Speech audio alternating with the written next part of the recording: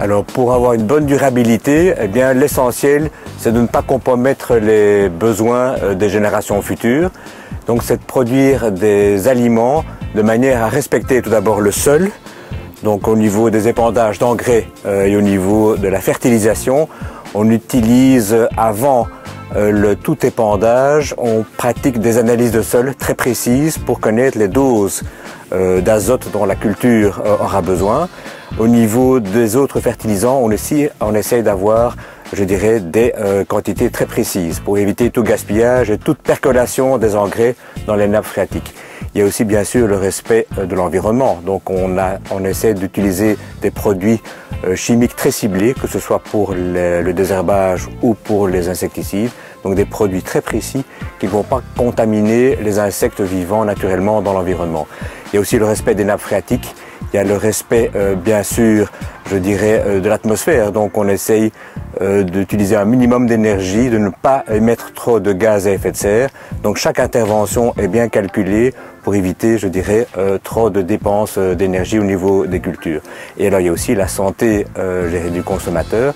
Donc il est très important de produire des aliments sans résidus, des produits qui sont sains, et des produits pour lesquels tout a été respecté au niveau des doses de produits phytopharmaceutiques.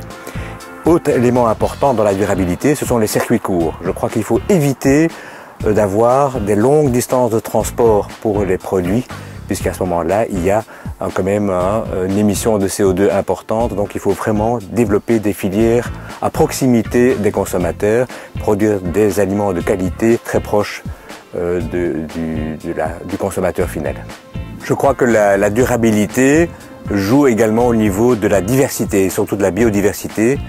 C'est vraiment important de travailler en équilibre et dans le respect de la nature, notamment au niveau des parcelles qui sont exposées au vent. On plante des haies pour limiter l'érosion, pour pouvoir développer cet effet de brise-vent. Il est vraiment essentiel de travailler et de mieux connaître les équilibres naturels pour pouvoir en bénéficier, plutôt que d'intervenir systématiquement de manière, je dirais, tout à fait chimique. Il est important de pouvoir bénéficier des équilibres présents dans la nature pour lutter au mieux contre la maladie et contre la présence d'insectes nuisibles. Par exemple, nous avons développé sur certaines parcelles de l'agroforesterie pour essayer de recréer un microclimat et de pouvoir produire sur une même parcelle agricole à la fois des cultures de qualité mais aussi du bois qui puisse être valorisé dans des filières qui seront de plus en plus demandeuses de bois de qualité à l'avenir. Et le rôle des produits phyto était justement de préserver la qualité de la récolte d'une part, mais aussi d'assurer une récolte. Je pense par exemple au développement des rouilles dans les céréales, mais aussi du mildiou en pommes de terre. Sans une protection préventive efficace en grande culture, au mois de juin 2016, on aurait eu des catastrophes sanitaires avec une récolte tout à fait compromise. Donc je crois que le rôle essentiel des produits phyto est de pouvoir garantir aux producteurs une récolte, je dirais d'abord en quantité, mais aussi en qualité.